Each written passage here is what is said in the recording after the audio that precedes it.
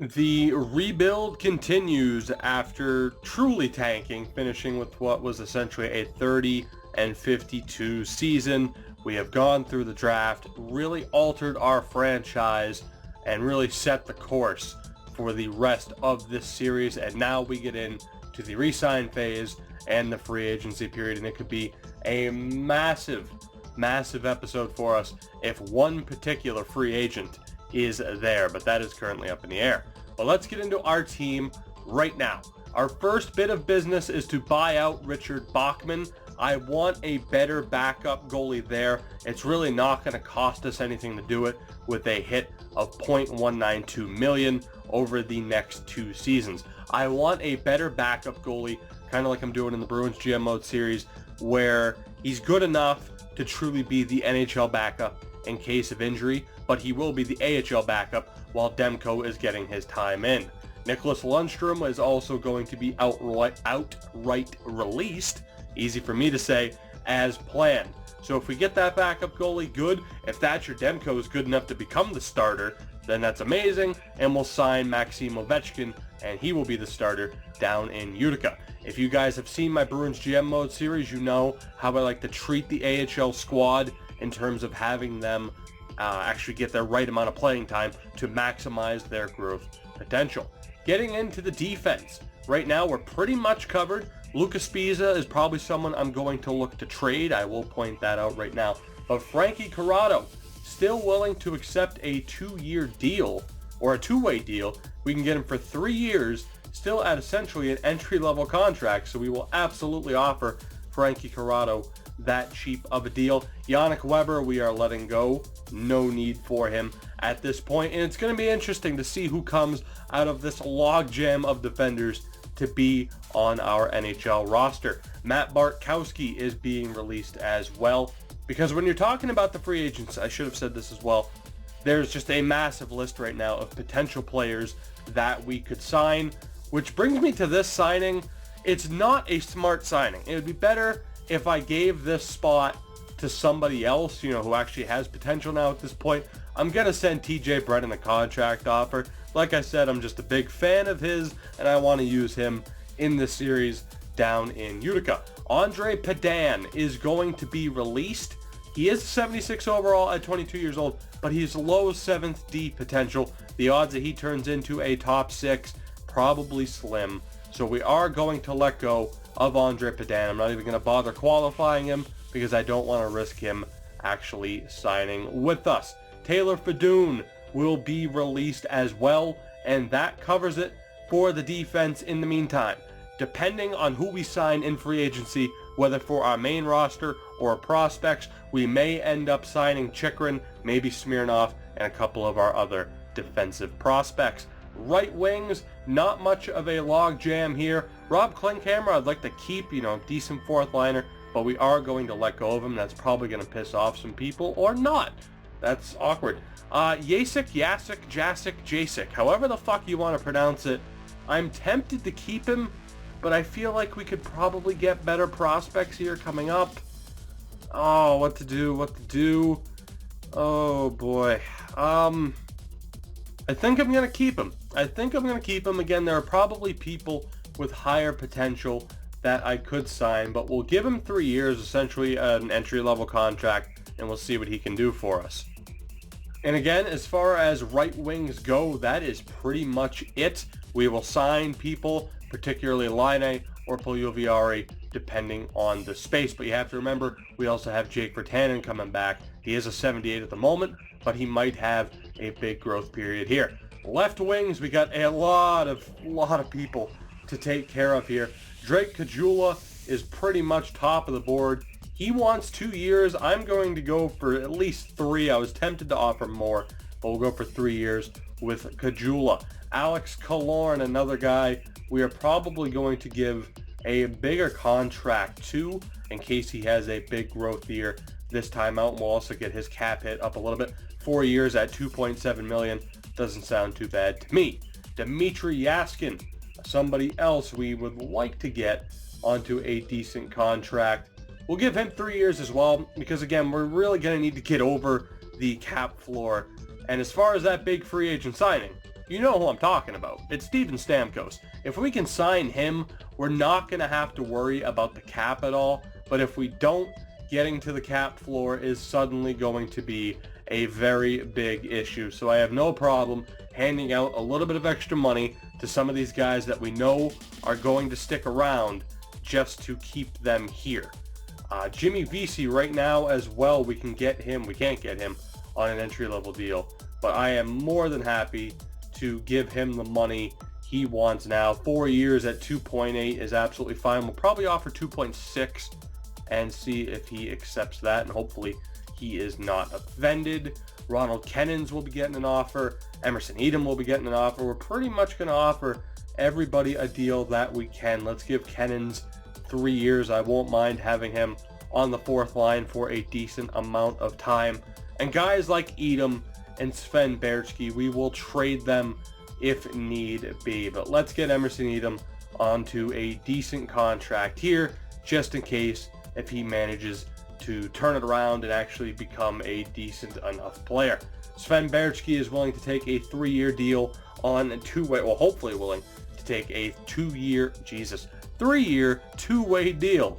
My God, can you tell it's early? Brendan Prost will be released, as will Bill Sweat, just to get them out of here.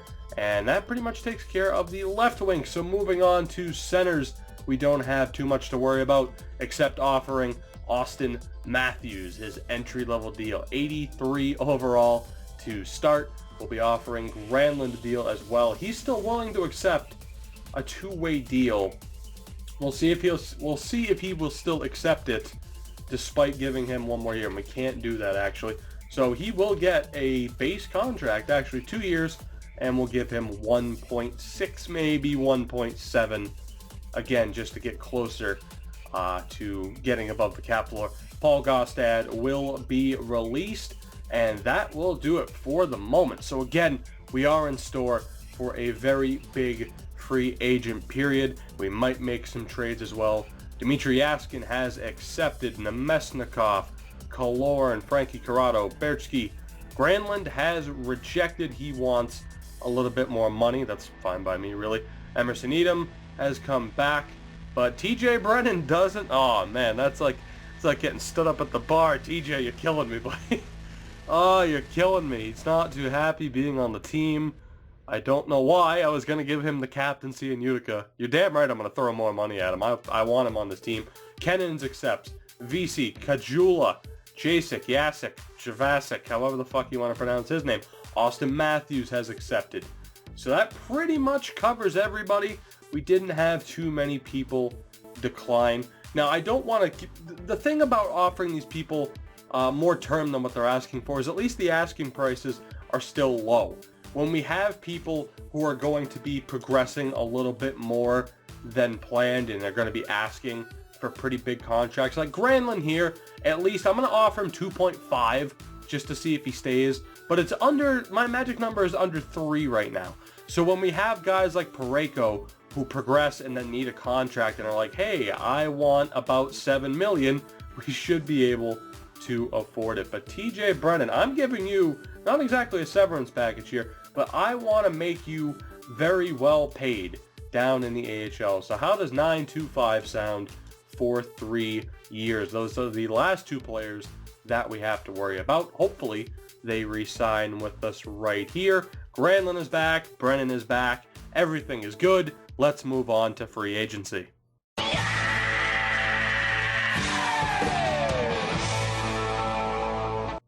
Drum roll, please. It is the moment of truth.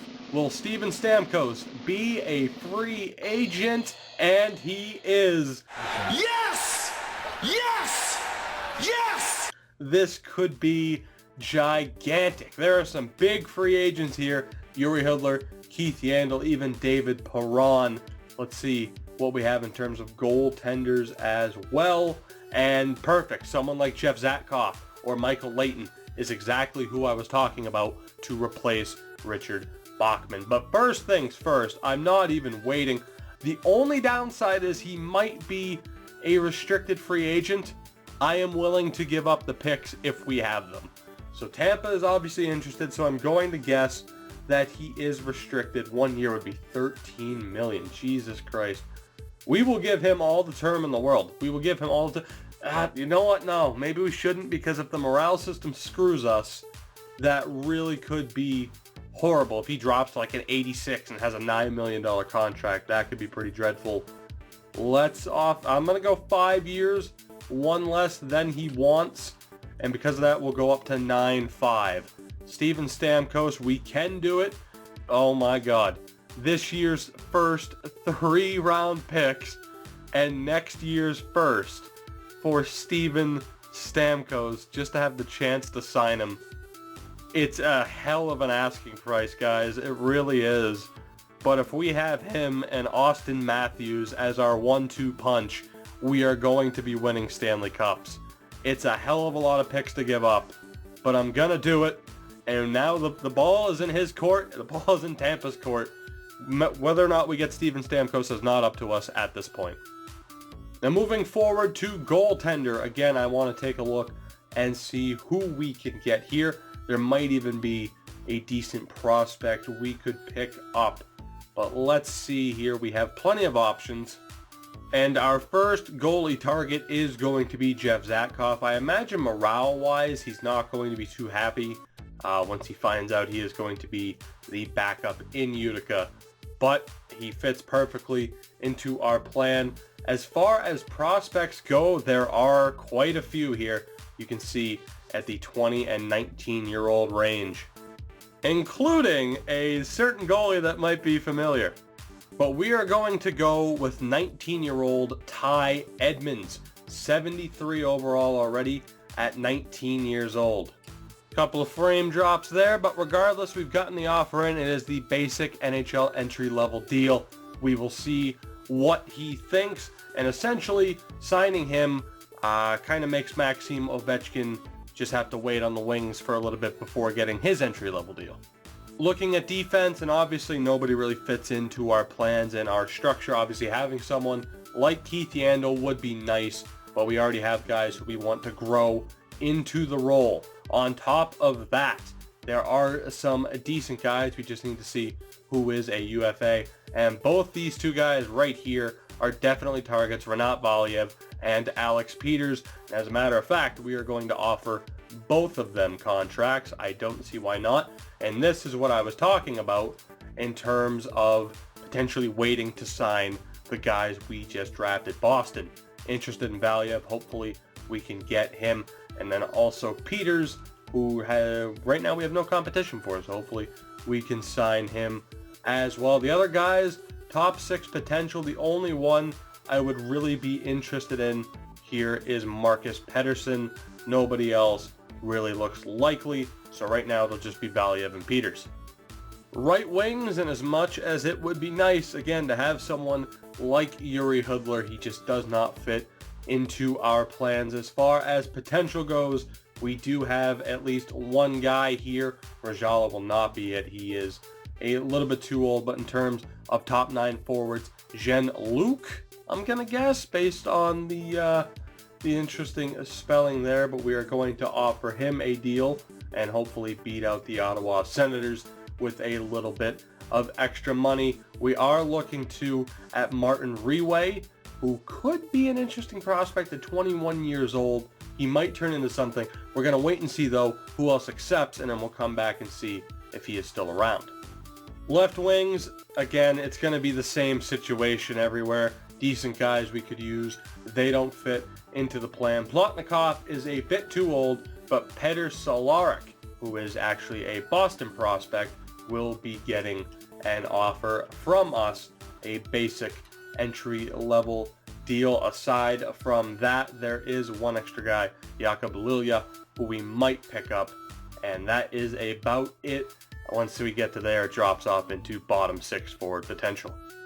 And last but not least, we have the centers, and there's actually really no centers I would even want to pick up. But in terms of prospects, we have 2 good ones right here. First off, it is Cornell, who we will try to sign to a little bit of extra money to help sweeten the deal. And then we have Alexei Sarala, the New York prospect who I pointed out before at the start of last season. And we will see If he'll accept a full entry-level deal, we'll give him the maximum amount of money.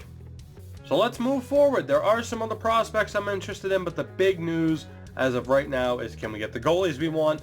Can we get the prospects we want? And will Steven Stamkos be able to sign with us, or will the Tampa Bay Lightning match? That's the risk going with the contract we offered him, is I think Tampa is going to be much more likely to match. But we have our first signing. Rinat Valiev has accepted. In real life, he is a Toronto prospect, but we have picked him up. Alex Peters has also signed with us, so two good defensive prospects brought in. Jens Luke is in, Peter Cehlarik, Alexei Sarala, all in. So a good amount of prospects picked up there. We will take a look and see how many contracts we have left. We have plenty of cap space. That is not an issue.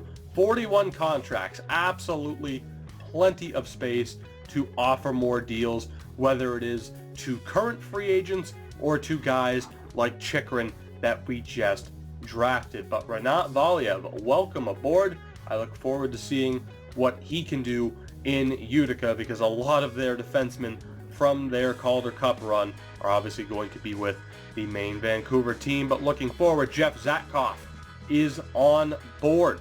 He will be the buffer goalie with Thatcher Demko. Almost stuttered there. I was reading that Eddie Lack has lost morale because, of course, Zatkoff is also a backup. Eric Cornell has accepted. Ty Edmonds has accepted. So every single contract we have offered thus far has been accepted, except for one, and it's the big one, Steven Stamkos. We are up to 44 contracts. Stammer, I need an answer from you.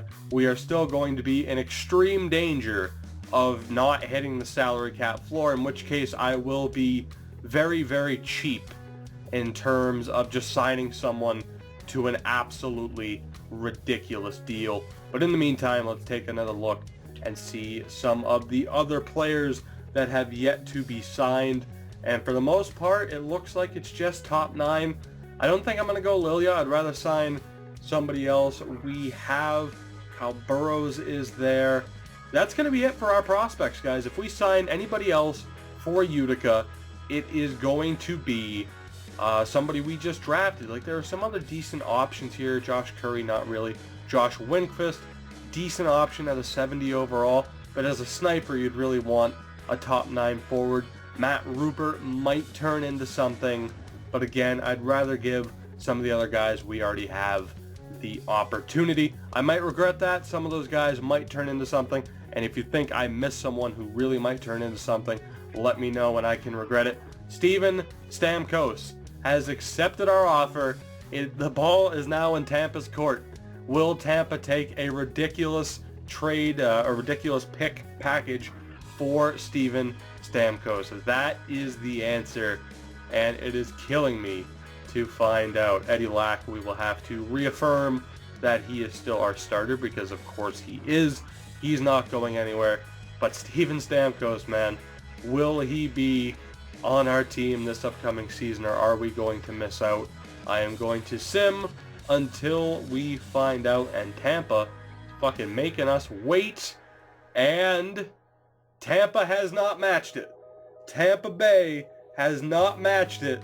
For 9.5 mil, we have signed Steven Stamkos for essentially 2 first-round picks, a second and a third.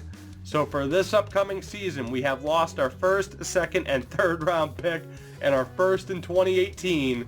But Steven Stamkos is a Vancouver Canuck.